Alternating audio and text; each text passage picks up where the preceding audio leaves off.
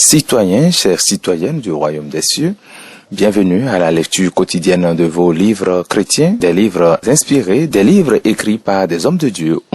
Aujourd'hui, nous allons continuer avec le livre que nous étudions, que nous lisons depuis peu. Il s'agit du livre Semences de foi de l'évangéliste Oral Roberts.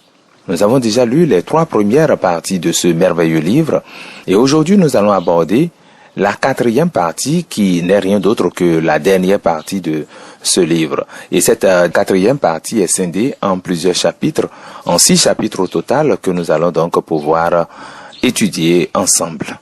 Et nous commençons donc cette 4e partie. Semences de foi de l'évangéliste Oral Roberts, 4e partie, récolter la moisson. Lorsque je sème ma semence et que je vis ma vie dans l'attente de miracles, je sais que je continuerai à récolter des récoltes miraculeuses pour répondre à mes besoins selon Philippiens 4,19. Je suis déterminé à ne jamais abandonner ce mode de vie biblique. Oral Roberts. Voilà ces propos introductifs et nous abordons le chapitre 1. Vous pouvez obtenir un reçu de Dieu pour votre don. L'apôtre Paul a enseigné les principes du don et de la réception à toutes les églises qu'il a établies. Dans 2 Corinthiens 9, 10, il enseigne à l'église de Corinthe. Dieu donne la semence aux semeurs, à ceux qui la sèmeront réellement. Il multiplie la graine semée, après qu'elle ait été offerte à Dieu, qu'il augmente le fruit de notre justice. Dieu fait ainsi croître notre justice devant lui. Dans Galates 6, 7 à 9, Paul enseigne à l'église de Galatie. Tout ce qu'un homme sème, il le récoltera aussi, car Dieu ne ment pas. Ne vous lassez pas de faire le bien, de semer, car vous récolterez au moment voulu si vous ne vous relâchez pas. Cela signifie que semer et récolter doivent devenir votre style de vie. Partout où Paul allait, il prêchait ce message de semence et de moisson. Pourtant, l'église de Philippe fut la seule à véritablement saisir toute la portée de cet enseignement. Ils furent aussi les seuls à soutenir fidèlement Paul, même lorsqu'il fut emprisonné pour l'évangile. Il les appelait ses partenaires. Imaginez être partenaire avec Paul dans l'œuvre de l'évangile. Eh bien, c'est la même chose aujourd'hui lorsque nous devenons partenaires par notre don et notre foi dans les ministères des serviteurs de Dieu, y compris dans notre église locale. Paul a beaucoup voyagé, fondant des églises et étendant le christianisme dans les régions au-delà. Souvent, il fut persécuté et emprisonné. Dans ces sombres et rugueuses cellules, il connaissait le besoin. C'est depuis une prison romaine sale qu'il écrivit ces paroles dans Philippiens 4, 11 à 12. Ce n'est pas en vue de mes besoins que je parle, car j'ai appris à être content dans l'état où je me trouve. Je sais vivre dans l'humiliation et je sais vivre dans l'abondance. En tout et partout, j'ai appris à être rassasié et à avoir faim, à être dans l'abondance et à être dans le besoin. Paul partage ici 3 grandes leçons qu'il a apprises concernant le besoin. 1. Il avait appris à croire en Dieu lorsqu'il était au plus bas. 2. Il avait appris à vivre dans l'abondance, c'est-à-dire qu'il savait recevoir aussi bien que donner. 3. Il avait appris à servir Dieu avec un cœur plein de contentement, quelle que soit sa situation, en regardant Dieu comme sa seule source. Ces 3 leçons sont aujourd'hui encore essentiel pour vous et moi. Comment Paul a-t-il pu apprendre ces concepts si précieux? Il donne la réponse dans Philippiens 4, 13. Je puis tout par celui qui me fortifie. Pourquoi? Parce que Paul avait pleinement compris que Dieu était sa source et qu'il vivait dans la loi spirituelle de la semence et de la moisson. Paul avait reçu la révélation qu'il devait semer sa semence, non seulement quand il était dans le besoin, mais aussi quand il était dans l'abondance. Il vivait selon ce mode de vie de seed faith, foi en la semence, ce qui lui permettait d'endurer toutes les saisons de la vie, bonnes ou mauvaises, en Jésus-Christ, son Seigneur et sa source. Paul a littéralement vécu dans l'attente constante du miracle de Dieu, comptant sur sa puissance pour agir dans sa vie, soutenir son témoignage, ses souffrances pour l'évangile et son ministère. Je pense souvent à Paul et à la façon dont il n'a pas cherché à agir par ses propres forces, mais à travers la puissance de Christ en lui. Je le considère comme un magnifique croyant semence. Qu'est-ce que cela signifie pour nous aujourd'hui?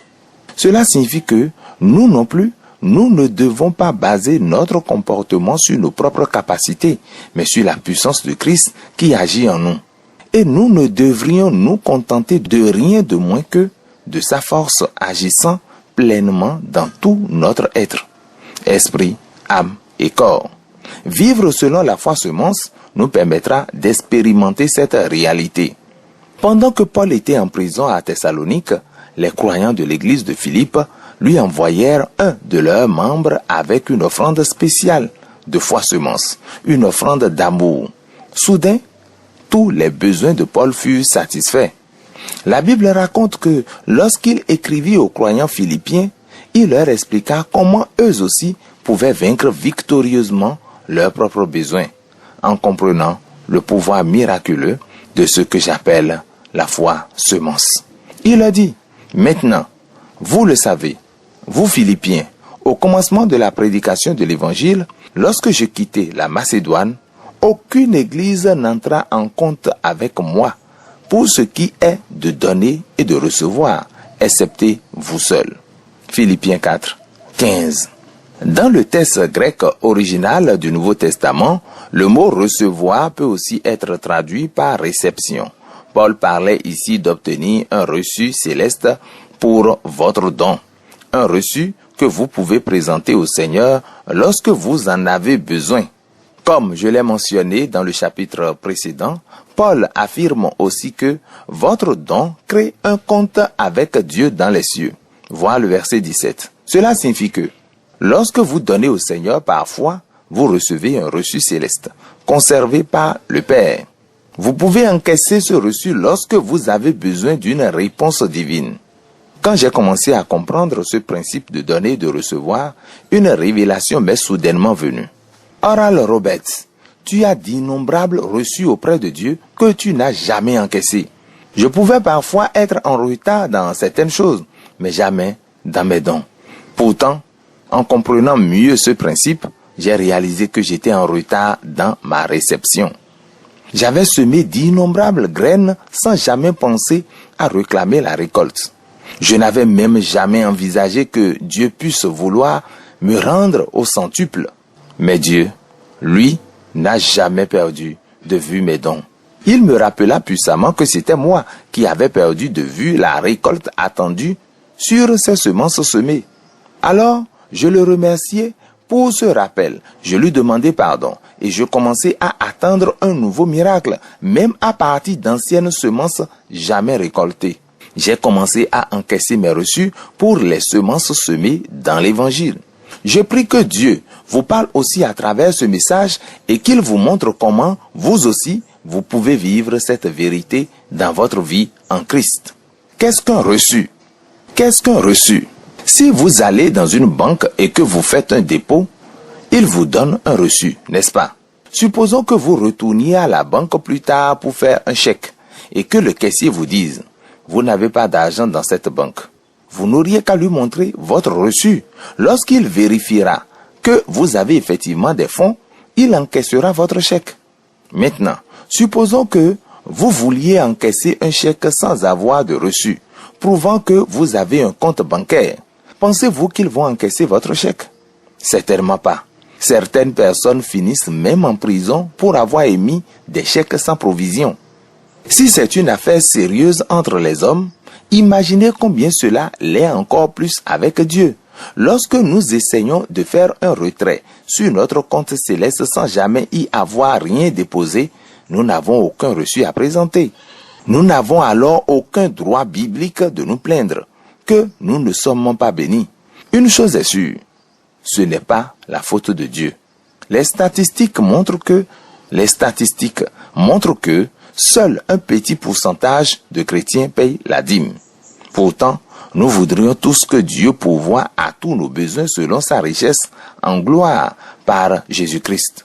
Nous citons souvent Philippiens 4,19, mais si cette promesse ne se manifeste pas dans nos vies, il est sage de vérifier à la fois ce que nous donnons et ce que nous recevons.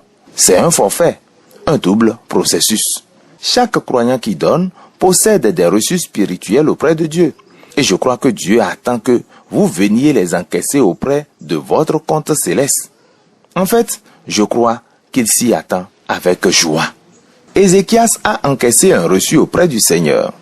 Il y a une histoire puissante dans Ésaïe 38 au sujet d'un roi nommé Ézéchias. Ce roi juste de Juda a encaissé un reçu auprès de Dieu. Un jour, le prophète Ésaïe lui annonça un message du Seigneur. « Mets ta maison en ordre, car tu vas mourir. » Mais Ézéchias avait un reçu sur son compte au ciel. Il pria alors le Seigneur avec ferveur. « Souviens-toi maintenant, ô Seigneur, comment j'ai marché avec toi dans la vérité et avec un cœur parfait, et comment j'ai fait ce qui est bon à tes yeux. » Ésaïe 38, 3. En d'autres termes, Ézéchias disait, « Seigneur, je ne veux pas mourir. Regarde tout ce que j'ai fait pour toi.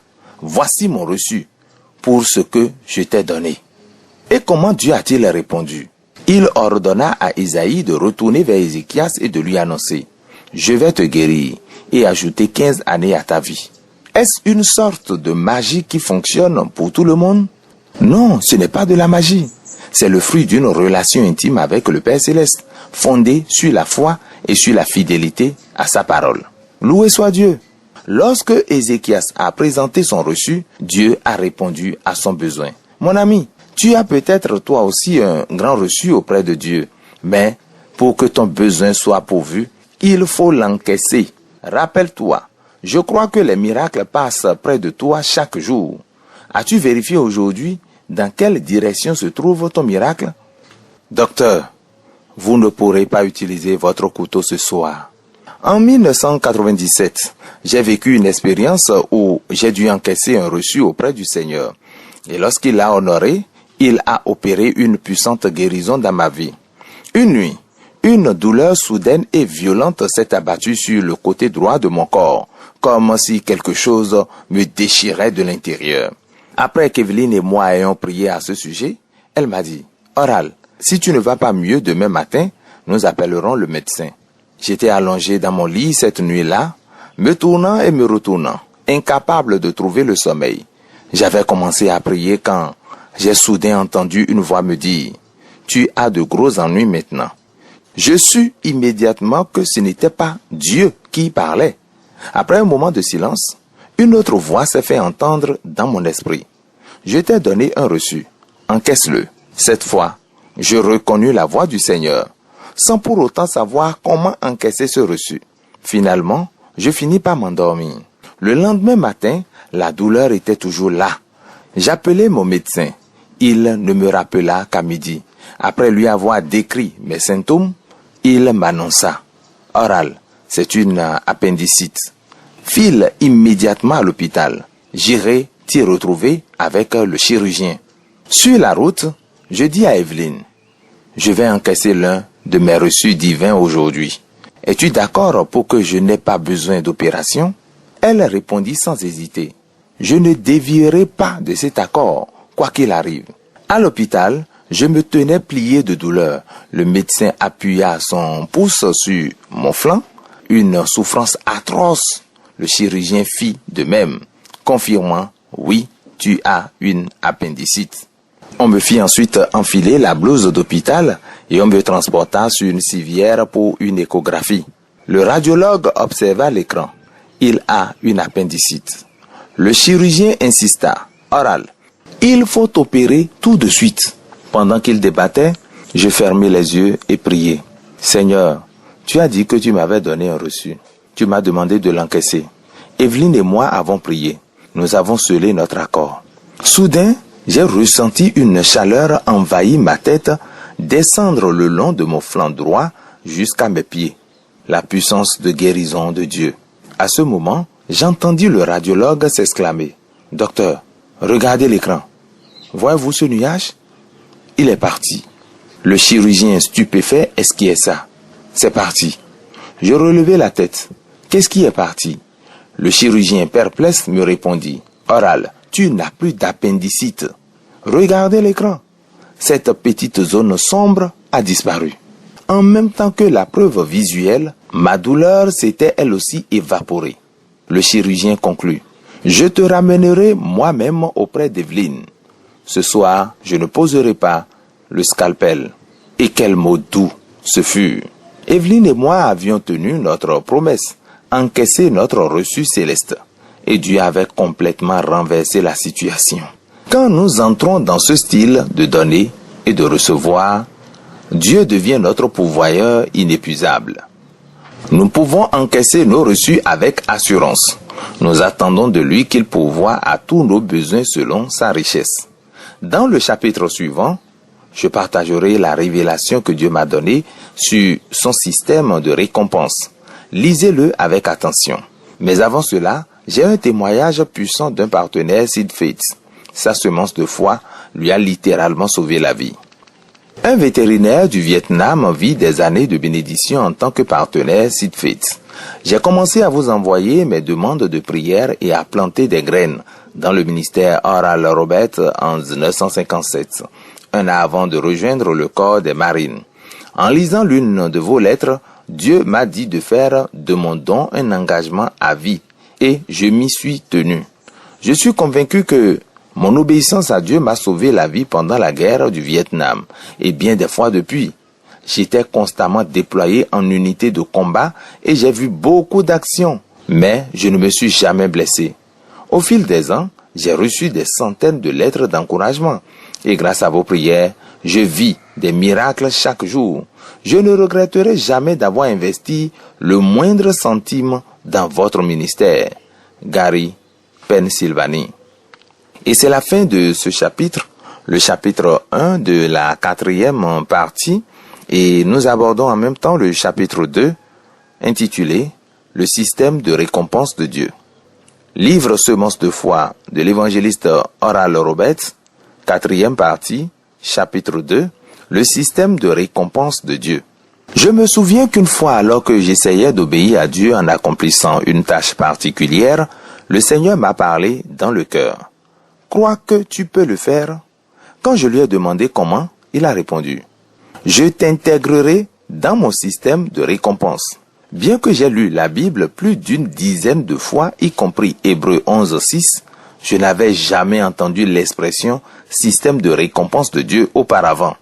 J'avais lu des passages sur les récompenses célestes, mais j'ignorais que Dieu possède un système de récompense dans cette vie, ici, sur terre. Alors j'ai demandé, « Seigneur, quel est ton système de récompense ?» Il m'a d'abord dirigé vers Hébreux 11:6. Or, sans la foi, il est impossible de lui être agréable, car il faut que celui qui s'approche de Dieu croit qu'il existe et qu'il récompense ceux qui le cherchent diligemment. Puis, il m'a renvoyé vers Marc 10, 29 à 30, où il parle du retour au centuple. Il m'a expliqué. Vous êtes sauvés par grâce, c'est un don de Dieu, mais mon système de récompense repose sur le fait que vous semiez vos graines dans l'évangile et que vous receviez le centuple en retour. Nous pensons souvent que notre unique récompense est au ciel, mais je veux que vous expérimentiez le centuple ici sur terre. Tout au long de mon ministère, j'avais entendu parler du retour au centuple, mais je ne l'avais jamais pleinement expérimenté, ni rencontré quelqu'un qui l'ait véritablement vécu. J'ai donc étudié Marc chapitre 10, comme le Seigneur me l'avait demandé. Les versets 17 à 22 racontent l'histoire d'un jeune homme riche qui demanda à Jésus, « Bon maître, que dois-je faire pour hériter de la vie éternelle ?» Jésus le rappela d'abord d'obéir aux 10 commandements. Mais le jeune homme répondit, « Je les observe depuis ma jeunesse. » Alors le Seigneur lui dit, « Une seule chose te manque. Va, vends tout ce que tu possèdes, donne-le aux pauvres, et tu auras un trésor dans les cieux. Puis, viens, prends ta croix, et suis-moi. » Cette réponse ne correspondait pas à ses attentes, et il s'en alla tout triste. Bien qu'il désirât vraiment suivre Jésus, ses richesses comptaient davantage à ses yeux. Il ne croyait pas que Dieu pourrait subvenir à tous ses besoins. 3 points importants à retenir. 1. Jésus ne voulait pas que le jeune homme devienne pauvre, ni méprisait ceux qui possédaient de l'argent. 2. Il affirmait, vous pouvez servir Dieu et vos richesses, mais vous ne pouvez pas servir 2 maîtres à la fois. 3. Il déclarait, je suis une source plus sûre que votre propre richesse. En réalité, Jésus invitait ce jeune homme à choisir. Possédez-vous vos biens ou vos biens vous possèdent-ils? Lorsque Dieu parle de nos possessions, c'est pour prévenir tout obstacle à notre marche avec lui.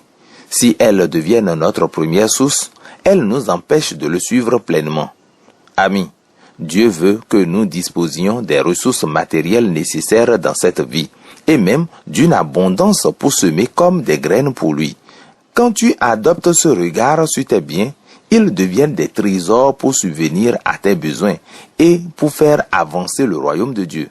Mais si tu en fais le centre de ta foi, souviens-toi, tu n'auras pas d'autre Dieu devant moi. Posséder des biens, c'est un don. En faire des idoles, c'en est un autre. Qu'est-ce que le christianisme pour moi? Pierre et les autres disciples avaient été témoins de la rencontre de Jésus avec le jeune homme riche et il était sidéré. Jésus avait alors déclaré, « Mes enfants, il est difficile pour ceux qui ont des richesses d'entrer dans le royaume de Dieu. Il est plus facile pour un chameau de passer par le trou d'une aiguille que pour un homme riche d'entrer dans le royaume de Dieu. » Marc 10, 24 à 25. Alors Pierre, en substance, posa la question que tout croyant devait se poser. « Seigneur, voici que nous avons tout quitté pour te suivre. Qui aura-t-il pour nous ?» Marc 10, 28. Remarquez que Jésus ne le réprimanda pas. Il répondit au contraire.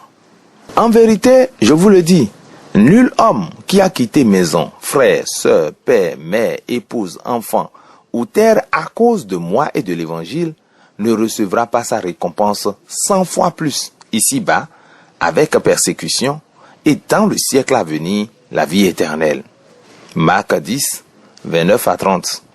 La promesse du centuple. Jésus nous assure donc une bénédiction au centuple dès maintenant, malgré les persécutions. Dieu a l'intention de multiplier ce que nous lui donnons, même si le monde ou certaines traditions religieuses tentent de nous en dissuader. Les questions essentielles sont: que dit la parole de Dieu? Quelle est l'intention de Dieu? La réponse est claire. Dieu veut nous bénir 100 fois plus pour tout ce que nous abandonnons à cause de l'évangile. L'adversaire et la reconnaissance. D'autre part, Satan cherche à voler, tuer et détruire, selon Jean 10. C'est pourquoi nous devons par la foi déclarer à haute voix: Satan, tu perds ma bénédiction au centuple. Seigneur, je te remercie car, tandis que je sème ma semence, ma moisson de bénédiction est libérée maintenant. Par la foi, je la recevrai. Au nom de Jésus. Amen. Ne laissez personne ni rien vous détourner de cette confession de foi. Et la persécution. Jésus a précisé que la bénédiction au centuple s'accompagne de persécution. La persécution est inévitable pour tout croyant. 2 Timothée 3,12. Mais c'est là un signe que la promesse est sur le point de se réaliser. Pierre, voici ce que tu recevras ici-bas, 100 fois plus que ce que tu as abandonné. Marc 10, 30. Pour tout ce que nous avons renoncé par amour pour l'évangile, si nous le considérons comme une semence offerte à Dieu, nous pouvons attendre un retour centuple de ses bénédictions. Elles nous fortifient et nous rendent capables de devenir à notre tour une bénédiction pour les autres. Quand vous entrez dans le système de récompense de Dieu, le retour centuple se manifeste dans votre vie. Le système de récompense de Dieu repose sur 3 dimensions. La moisson centuple pour l'évangile.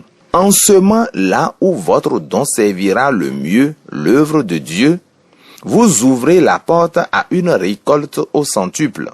Votre offrande compte vraiment. Gagner des âmes, guérir les malades, libérer les captifs, atteindre le monde pour Jésus-Christ, sortir de vos propres épreuves, tribulations et besoins. 2. La restitution septuple face au voleur. Proverbe 6, 31 déclare: « Mais s'il est trouvé, il rendra au centuple. Jésus identifie dans Jean 10:10 celui qui vole nos vies, Satan. Au-delà de la bénédiction de Dieu, vous pouvez dire à Satan, « Rends-moi 7 fois tout ce que tu m'as volé. » Dès que vous attrapez le voleur, le système divin vous permet de lui faire restituer 7 fois la valeur de ce qu'il vous a pris. 3. L'abondance pour vos besoins quotidiens. L'abondance pour vos besoins quotidiens. Votre semence produit aussi un rendement centuple dans les domaines dont vous avez besoin ici-bas. Nourriture, vêtements, logement, nécessités de la vie, substance, un débordement pour donner aux autres et soutenir l'évangile. Amis, le retour centuple révèle que Dieu est infiniment plus grand que tous les systèmes du monde. Quand le système mondial s'effondre, vous pouvez toujours vivre la vie abondante que Dieu promet. Peu importe ce qui se passe autour de vous, le retour centuple peut couler dans votre vie. Comme je le dis souvent, fixez-le dans votre esprit et regardez-le advenir. Témoignage. J'aimerais partager l'histoire d'une de mes partenaires. Elle a tout perdu dans un terrible incendie et pourtant Dieu lui a rendu centuple tout ce que le diable lui avait volé. Gloria échappe miraculeusement à l'incendie de son appartement. Quelques semaines après avoir lu votre livre, une couverture de prière sur votre vie, j'ai ressenti le besoin de demander une prière de protection. J'ai alors appelé la tour de prière. Cette nuit-là, incapable de dormir, je me suis levé pour travailler. Soudain, des inconnus ont frappé à ma porte en criant « Sortez, le bâtiment est en feu !» Je suis sorti à la hâte. Des volutes de fumée envahissaient déjà le palier. J'ai à peine eu le temps d'attraper mon manteau et mon sac à main avant de fuir. Quelques instants plus tard, l'incendie avait totalement ravagé mon appartement. Imaginez ce qui aurait pu m'arriver si j'étais resté au lit. En état de choc, j'ai de nouveau contacté la tour de prière. Un partenaire s'est joint à moi dans la prière, demandant à Dieu de restaurer tout ce que le diable m'avait volé. Louez Dieu, il l'a fait. Gloria, Oklahoma. Bien-aimés dans le Seigneur, c'est la fin de ce chapitre 2 de la 4e partie de ce livre, Semence de foi. Infiniment merci. Merci pour votre attention. Merci pour le temps que vous semez à nous écouter sur Radio Philadelphie. Que le Seigneur vous bénisse abondamment. Vous avez des reçus à votre disposition. Encaissez-les à partir d'aujourd'hui. Que le Seigneur vous bénisse abondamment. À la prochaine pour une autre session de lecture. Demeurez bénis. Jésus est Seigneur.